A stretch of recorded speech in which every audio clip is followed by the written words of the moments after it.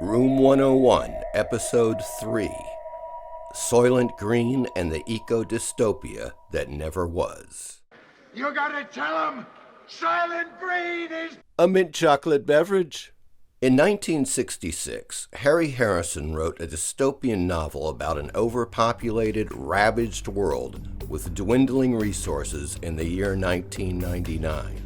New York City has a population of 35 million, and real food has become so scarce that the people live on Soylent wafers, a government-created and distributed foodstuff made from ocean plankton. Or so everyone thought.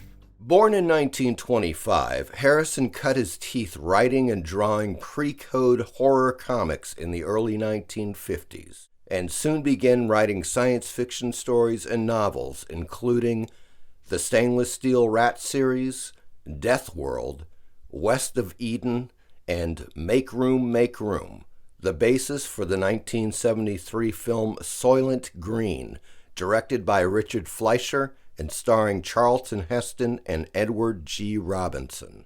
In the movie, the year is 2022. And the New York City population is 40 million. As a cop on the case of a murder of a well-known government official, Heston's character soon finds himself in an investigation that people in power do not want him exposing. In the end, he gets into the Soylent manufacturing plant and discovers to his horror that the little green wafers are composed of people. When Harry Harrison wrote the novel in 1966, New York had a population of 8 million. In 1999, when the story takes place, New York City's population had actually declined to 7.6 million. Like so many people during the 60s and 70s, Harrison was overly impressed by Stanford University professor Paul Erlich and his wife, Anne Erlich, whose claim to fame was the infamous Eco book, The Population Bomb, officially published in 1968. Erlich predicted worldwide famine in the 1970s and 80s due to overpopulation, as well as other major societal upheavals, climate change, aka greenhouse effect, etc., and advocated immediate action to limit population growth. While there are still some overpopulated areas of the planet, Erlich's book read more like something that Mr. Internet, Al Gore, would have written. How dare you! Like millions of others who ended up making the Erlichs very wealthy through record book sales, Harrison took Erlich's fear-mongering about the future to such an extreme that he had to finally admit his folly in a later interview. Quote, "How right were my predictions? Pretty bad in most of the general details," unquote. And yet, to this day, Paul Erlich continues to peddle his overpopulation fear porn. Keep in mind that in the 1960s and 70s, books and films about overpopulation and ecological disasters were widespread. An interesting film from 1972 called ZPG is about a dystopian future where the government bans, under the penalty of death, all pregnancies. One couple decides to risk having a real baby rather than to legally adopt a cyborg child. The film is available online. ZPG, or Zero Population Growth, is also an organization now known as the Population Connection that was coincidentally enough founded in 1968 when Erlich's book came out. But the film Soylent Green took things to another level. As I previously mentioned, they moved the year forward to 2022, and New York City with a population of 40 million people. There is a year-round heat wave due to climate change, aka the greenhouse effect. The earth is scorched, and very little real food is grown. Also keep in mind that if there was a 90-degree heat wave in New York year-round, probably half the population of the world would be dead. Today, the population of New York stands at 8,800,000, approximately 800,000 more people than when Harrison wrote the novel in 1966. And yes, they still have occasionally hot summers and very cold winters. The greenhouse effect, not so much.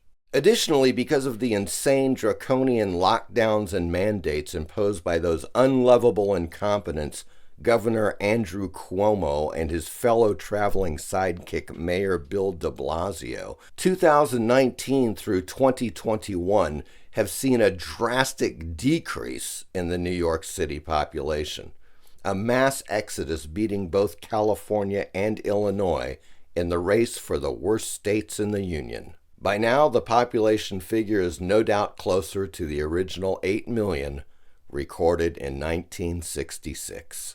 Elon Musk recently warned that we are facing the potential catastrophe of population collapse. Over the long term, stretching from prehistory to the present, the Earth's total human population has continued to grow. However, current projections suggest that this long-term trend of steady population growth may be coming to an end.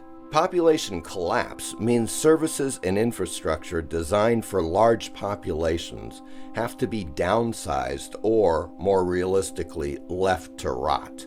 It means a strain on the tax base and an intergenerational tension as a smaller proportion of workers has to shoulder the tax and work burden of caring for a larger population of retired people.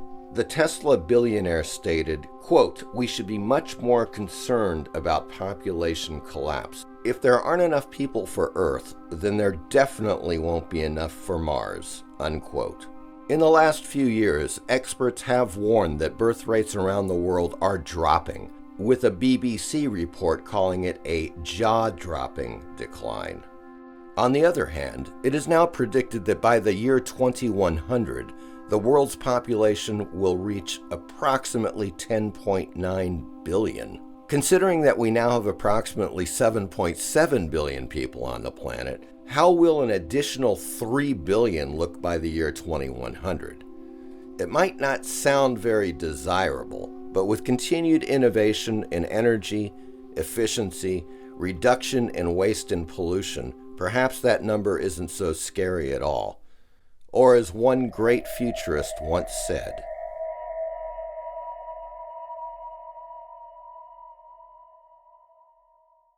"If humanity survives, it is certain that new technologies will continue to put a huge dent in the population problem." I hope you've enjoyed this episode of Room 101. If you'd like to read Harry Harrison's Make Room, see the links in description. And of course, please like, share, and subscribe. Thank you.